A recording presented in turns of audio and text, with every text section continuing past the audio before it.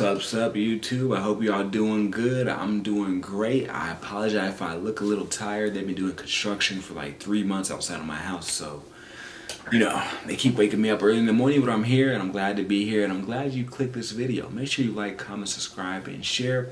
I got more content coming for you soon. In today's video, we're going to be talking about a big subject, and that's about being alone.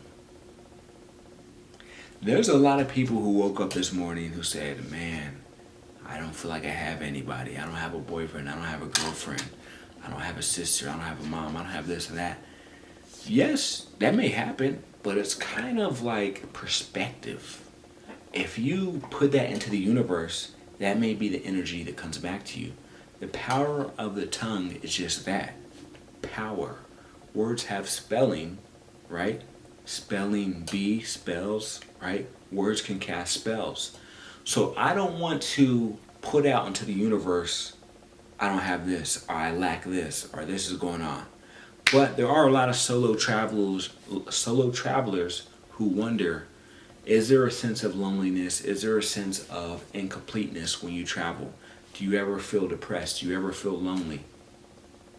Do you ever wish someone else was right there? And I'm going to answer these questions with 100% honesty, regardless of how it makes me be perceived.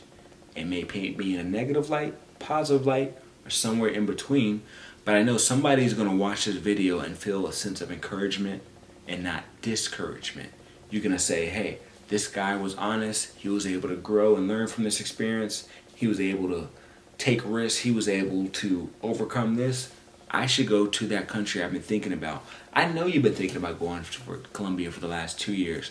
I know you've been wanting to go to the Philippines. I know you see the Instagram of people in Mykonos living it up. And you're like, when can that be me?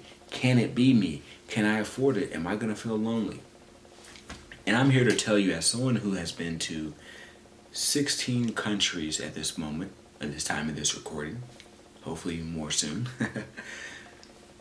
there are moments where you can feel alone. I'm just being honest with you. I'm being vulnerable with you.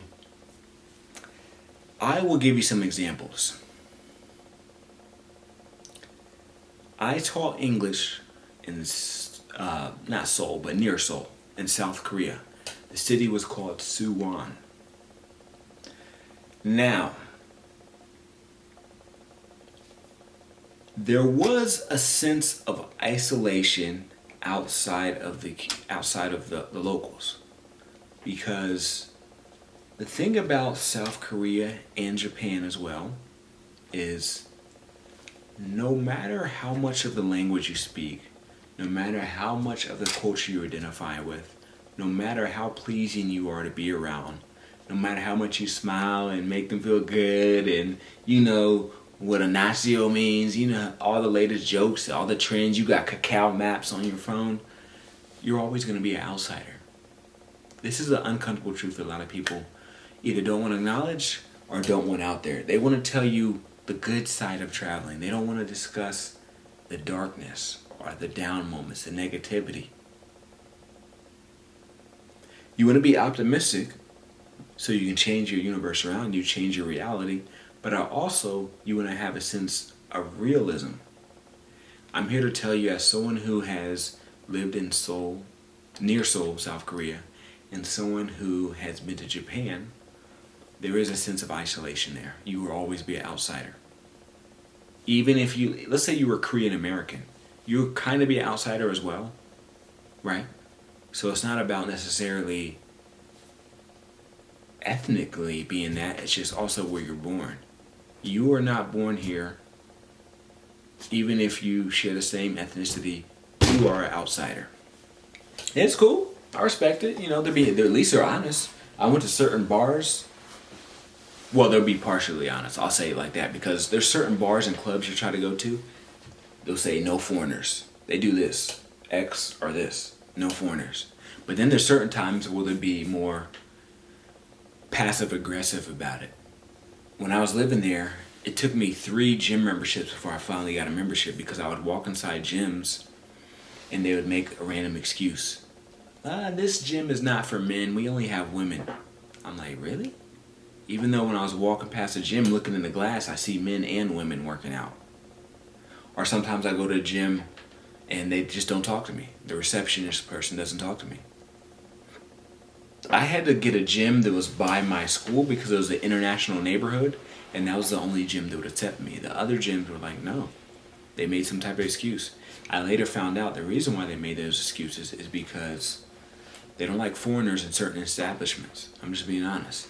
So that can affect you.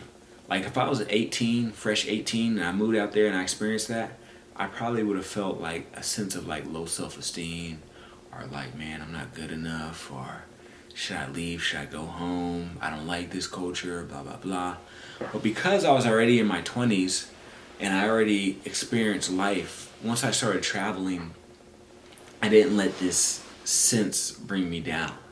Now, there are certain times I go to certain places and do things and I'm like, man, at this particular moment, it may feel good to have a significant other.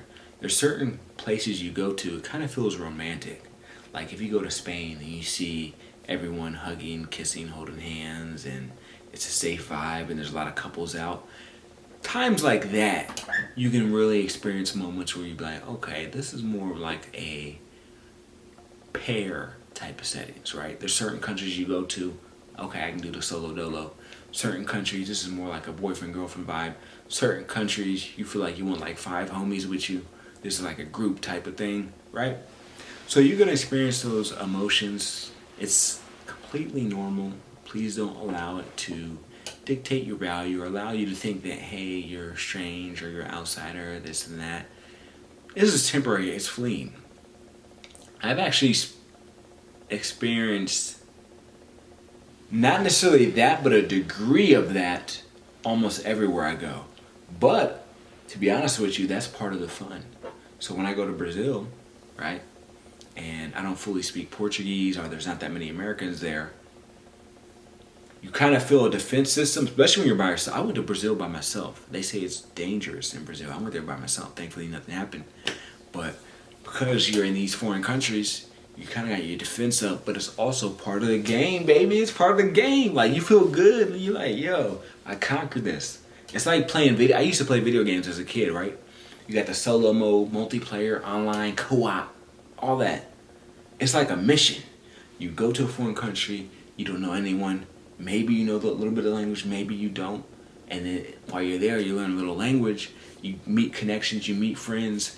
You start feeling more comfortable. You can do the solo thing. You start hanging out at 3 a.m. by yourself because you know what's going on. You know the pros and cons. And now you may invite your friends or family members, be like, hey, come to this country. It's dope over here. Or meet me over here. Or this should be your next birthday spot.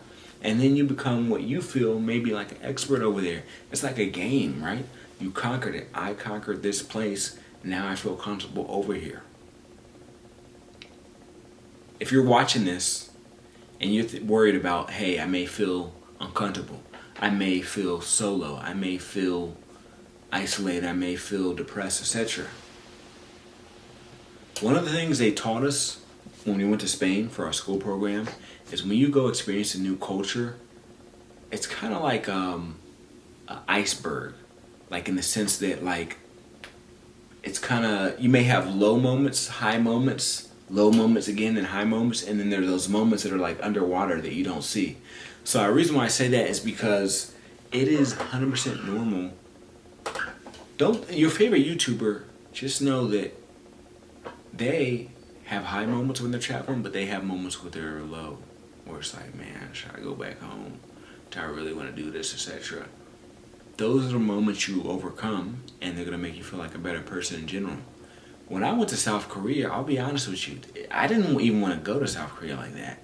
I was trying to actually teach English in Japan. For those of you who watch my content, you're familiar with the story. For the new people, I'll give a quick little 30-second story. I have a TEFL, which is a teaching English as a foreign language. So I can teach English in a lot of countries around the world. I originally was going to do Japan, but unfortunately, due to the pandemic, it kind of moved things around. There was like a 3-year wait list, all type of stuff.